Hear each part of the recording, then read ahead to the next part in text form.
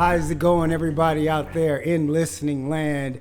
This is Kevo, and this is another episode of The Great Northern Way. We are just so happy and overjoyed that you are here with us. We have a very special guest today. We're going to get into that, but first I want to say thank you guys for all the messages, all of the feedback that you've given. I just want to remind you that you can send us feedback at The Great Northern Way, POD, on Instagram. Also, you can go to Facebook at Kevo, Kevo, Cabell as well. Also, guys, want to remind you, as you can see, we have merchandise, and it is very, very comfortable in this beautiful weather that we're in. So thank you for that.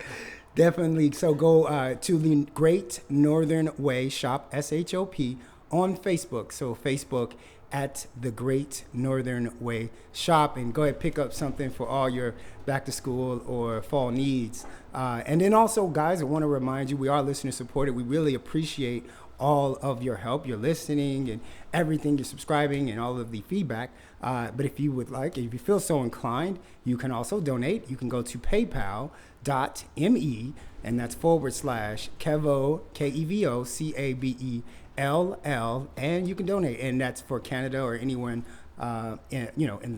anyone really across the world, PayPal. So we really appreciate you guys, and we just thank you. And today, guys, we're just, I don't know, my heart is just overjoyed, overwhelmed. My joy is full. We have a beautiful dancer, singer, actress, choreographer, philanthropist, producer. I guess just we could go on and on with slashes. But most importantly, just a beautiful person, beautiful spirit. Guys, welcome KRYSTAL Kiran.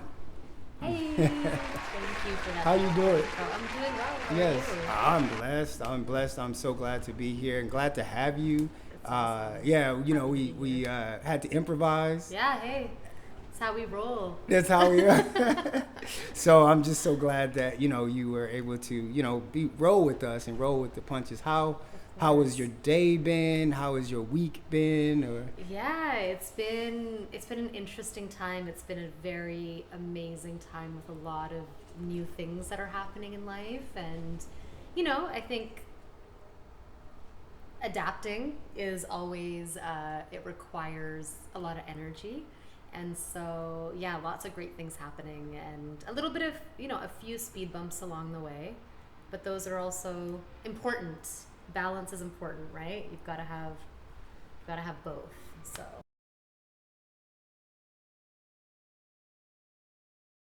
Amen. Yeah. And one thing about you is that, I've noticed that you have balance. We talked about, when we met, you talked about wanting to be more spiritual and, going to going to church with us, Yeah. me and a fellow friend as well. And so I was just like, wow, just so balanced, of the things that you were sharing with me. But then, a lot of people will say a lot of things regarding things that they look for that may serve them. But, very few people speak of things that may serve others, or, of that growth spiritually. So that was one thing that was like, man, that's a big deal for, not everyone has that. That's what I mean by balance. Oh, thank you. Yeah. Thanks. So, Thank yeah, you. we're just glad to have you. Glad that you guys are here just to witness this beauty here. And it's the house of Kiran today. That's right. Yes. Just look at this amazing setup. I feel so honored. I don't think anyone's ever done something this nice for me. This is really nice. No, you deserve that and more. But you know what you also deserve? A beautiful game of Canada. Yes. I'm so excited about this. I've heard a lot about this game, but I have no idea what's about to happen. So. Well, we just gonna stay the fun, loving, beautiful people that we are. Okay. Except what we're gonna do each week. Thank you guys for actually giving me feedback about this as well. But it's a game of Canada. It's either these basics of Canada, or you should. Thereby the name Canada. But so but in a good spirit of good fun, KRYSTAL. Even though we're gonna get into some serious subjects and talk about some great things, we're gonna talk about some questions. So drum roll, please. I don't want to be a Canada. Wait a minute. I don't think I've ever heard that before. I mean, I would never say that word, but that actually rhymes. So I might actually, can I keep that? Can of dum dum, yeah. That actually, wow, can of dum dum. Okay. So, according to the internets, because the internets is undefeated. Yes. You know that, right? I do. Yes. Everything is a fact. You are a popular dancer. You've made your way with dance, going to Broadway with dance, right? So, for we are in Canada, so we have to ask, Crystal, what is the most popular dance in Canada? Oh, the most like current dance form? Or the most practiced, or it's like I said, there really is no background for this. Like you could. I don't know, hip hop style of dance. I don't know. I guess that's a very broad. The most popular form of dance in Canada. Mm-hmm. Hockey. Is that your final answer? Hockey is my final answer. Survey says. Sorry about that.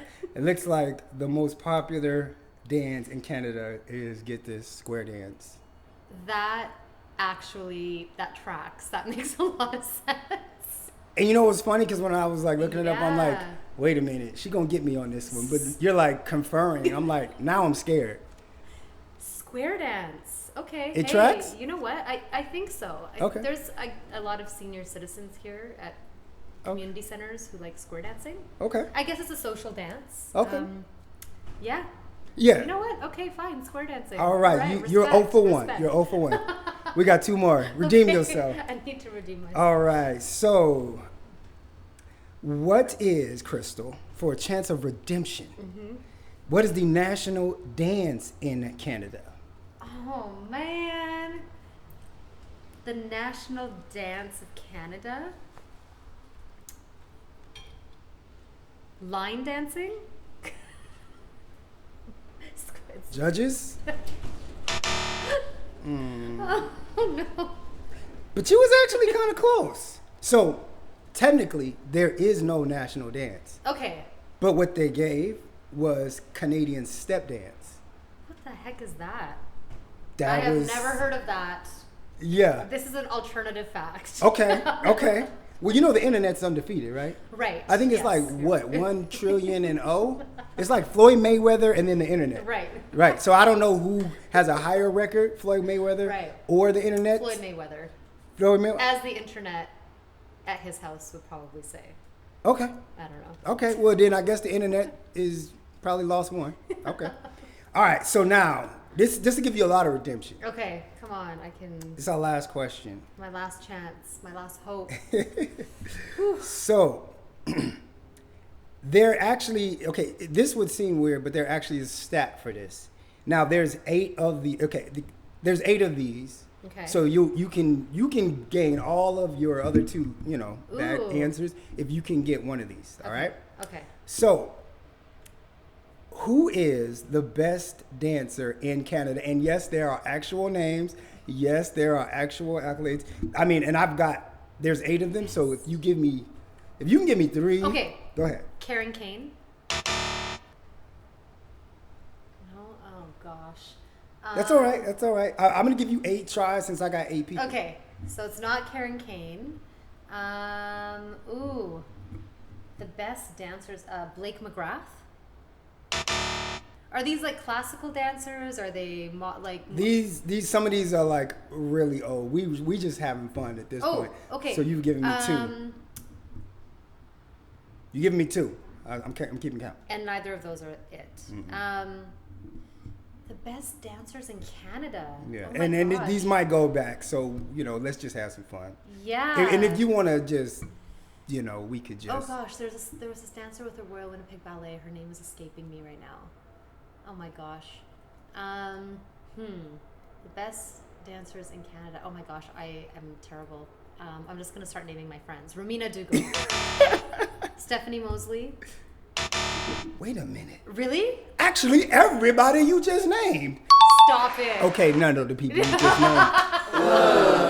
But my brother okay. would argue that he should be on. So the now you list. just freestyling this, right? You didn't take this from Canada. You didn't take it somewhere else. Now, my brother, okay, my friend down the street, she could do. My grandma is amazing.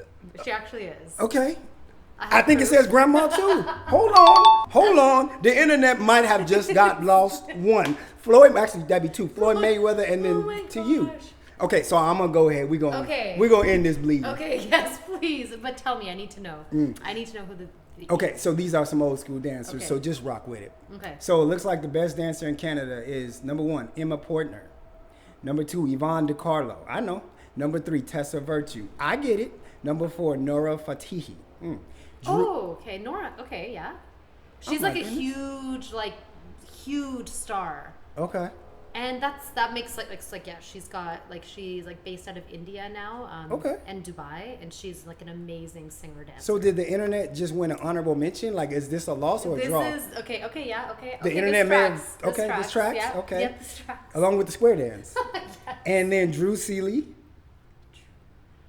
Oh my gosh, I don't know any of these. Yeah. Well, you just knew one. Hold on Well, now. I don't. Yes. Okay. Oh, how quick we forget. Emily Livingston. Scott Moore, Moir, and Brennan Clost. I need to know where you got this list from. Okay, we're gonna do that afterwards. But thank you so much for playing. Now I'm gonna look up all these people, and I just got a Canadian history. I'm gonna give you all these names. Amazing. Because the internet never loses. That's right. The internet is always correct. Never So- lies. So yeah, you've had a storied career. You've done. Oh wow, so much, and we'll still continue to do more. But I just feel like trying to look up your Wikipedia and trying to look at all the different things. It was just kind of like, oh goodness gracious, like I felt overwhelmed, like I needed a sandwich after in the middle of reading them. But What kind of sandwich did you have? no, I didn't actually have a sandwich. I was You thought about it. I was so busy reading your Wikipedia. I didn't get to eat. So don't do that. All right. No, but all this from somebody who basically comes from the Okanagan Valley. So specifically you're from Pinkerton, Yeah. British Columbia, which is the Okanagan Valley. What was life growing up there? Oh, it was idyllic. I mean, it was beautiful. It was a beautiful place to grow up. It's very picturesque. We're in the valley. It's a semi-arid climate, so it gets really hot and dry in the summer, and it gets cold and dry in the winter. But I think this is why I love being on the beach and in the water, because the town is surrounded by lakes and mountains. It was a really beautiful place to grow up, and I often think back. I think moving back to BC just recently, I'm rediscovering that connection between nature and creativity and inspiration and all of those things. And I don't think I realized how important that was to me until I moved back. And I was like, oh, right.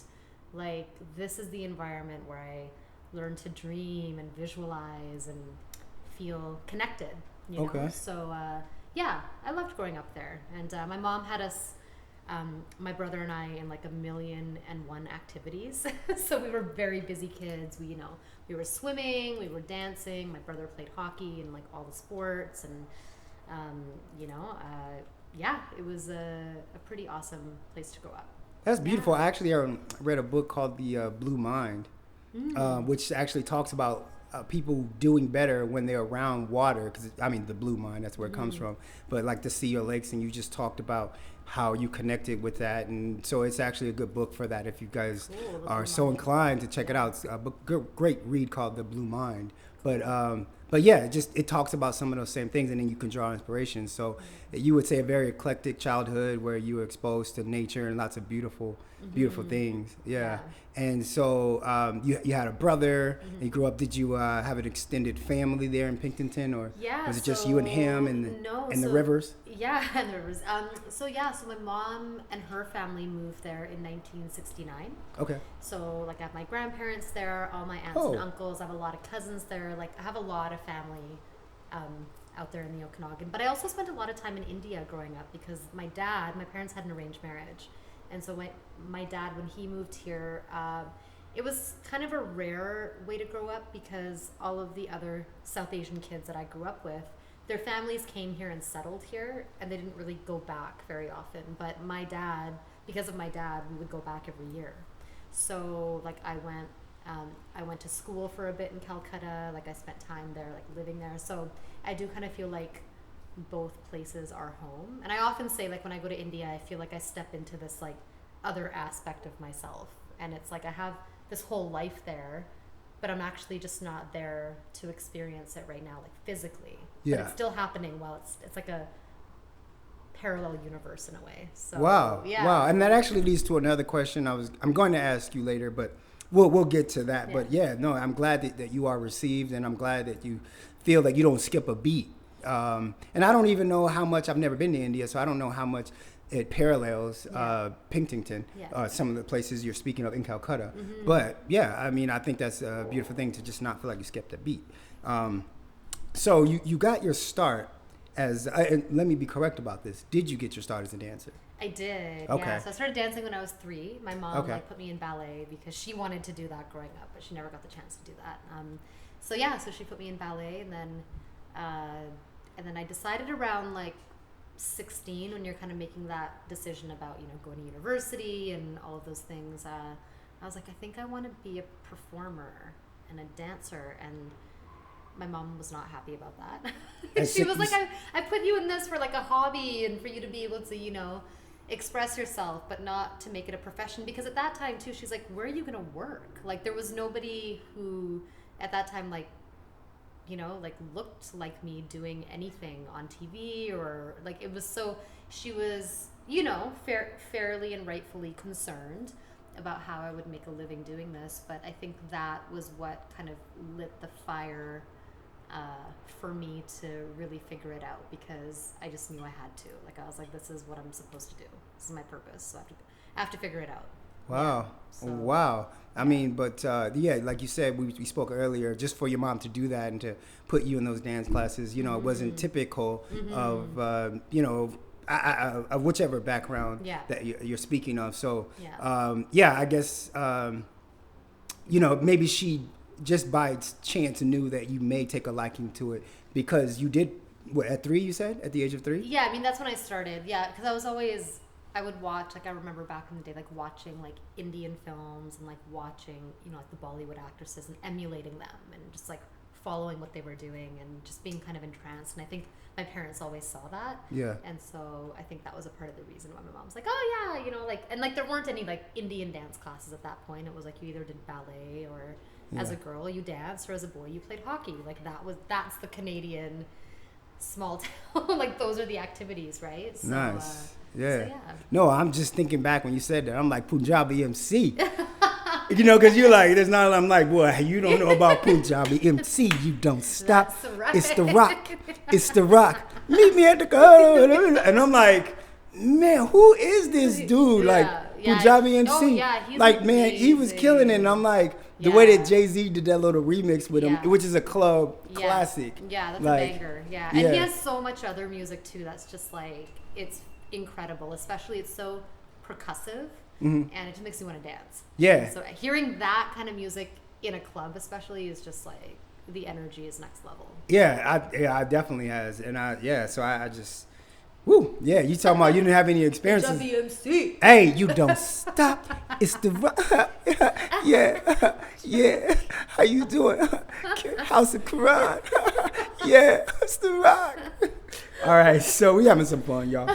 So you started at 3. Your mom put you in dance classes. You moved along. You told her your dream is 16. So at 16 is when you started dancing at the Peony? So yeah. So and that so for the people at home who are in America, the Peony. Can we give them the long form, because I actually don't know what the long form is? The Pacific National Exhibition, and in Toronto they've got the CNE, which is the Canadian National Exhibition. But it's kind of like it's not like a Disneyland, I would say, and it's not like a Six Flags, but it's a theme park / summer amusement experience. And there's shows, they've got productions and like dance shows and stuff. So so my first professional jobs at the PNE, and I remember it was And that happened because, like growing up, I would take dance classes. I would come to Vancouver. I would take workshops. I would go to dance camp. And you start to build those relationships with teachers and choreographers. And so a lot of my kind of early influences were people that, danced in Vancouver for like, what was the NBA team here? Oh, the Grizzlies. Wait, did you say what? Was the Vancouver Grizzlies. Did you just, don't. You're going to edit that out, right? Don't ever. Vancouver, man, people in the States, people today will rock Vancouver Grizzly jerseys like the team never left. Yeah, man. Oh, here you mean? Here. Yeah. They rock Vancouver Grizzly jerseys. Because now it's Memphis, right? Well, yeah, now it's Memphis. Yeah. But like they don't rock Memphis Grizzlies. Yeah. They still sell at Lids and all these stores. They still sell I think Vancouver. I need to get one of those. But actually, maybe I'm not worthy because I was like, what was the name of the team again? No, you good. Hey, look, at least you knew there was a team. Because that is true. You was in New York, you was with the Knicks. So, like, you could have easily been like, I don't know what you're talking about. Amari Stoudemire was the dude. Yeah. Or, Mons Shumpert was dunking on cats. Like, well, actually, they was way after that. Oh, do you want to know a fun this story? Was like, you want to know a really fun story since we're talking basketball? Please. Anytime we talk basketball. When I was 8, I went on a road trip with my family down to California with my uncle and my cousins. And my uncle is a huge Lakers fan and also loved Larry Bird. And it was one of the final games that Larry Bird was going to play. This was in 92. So Magic had just retired. Okay. And so we had like nosebleed sections. I'm like 8 years old. And my uncle, he's like, hey, go down to go down there. So he's pointing to like courtside to security. Go down there and ask him if you can meet Magic Johnson. And I was like, huh? And he's like, just go. Because you were the young girl. And then it was just like, cause, they'll be like, oh, she's so cute. She wants to be my, okay. So I went down and I asked them and they let me. I walked courtside. I met Magic Johnson and he was wait. Before the game? Wait. It was during the game. No. Yeah, it was during the game. No. It was during the game. Like, I don't remember exactly where in the game. Like, maybe it was like during a break. I don't even remember, but I just know... Yeah, went down there, asked to me, and I think this was a very like crucial point of just like asking for what you want and just being bold, right? Power of manifestation. There you go. We're gonna talk about that later. He was he was sitting beside Arsenio Hall, and that was like, and then the golfer Jack Nicklaus. I remember those 3 people were there. My uncle, because he was watching with binoculars, and he's like, "Oh my god!" So wait a minute. So Magic couldn't have been playing if... Okay. Yeah, he had already retired. So who were the Celtics playing?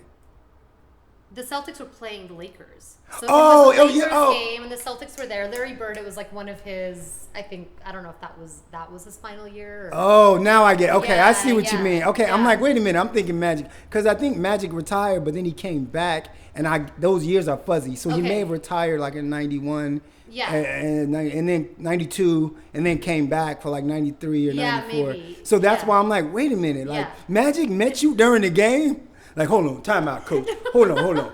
No, it's House of Kiran over here. That's right. Hold on. And he asked me, he's like, what's your name? And I'm like, my name is Crystal Grieve. And he's like, where are you from? I'm like, Penticton, Okanagan, British Columbia, Canada. I had to say.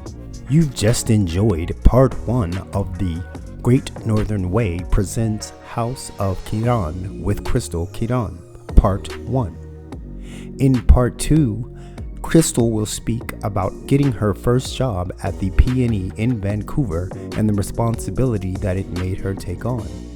She will also speak of the drama of getting kicked out of her acting school while she was auditioning in New York for the Broadway play Bombay Dreams.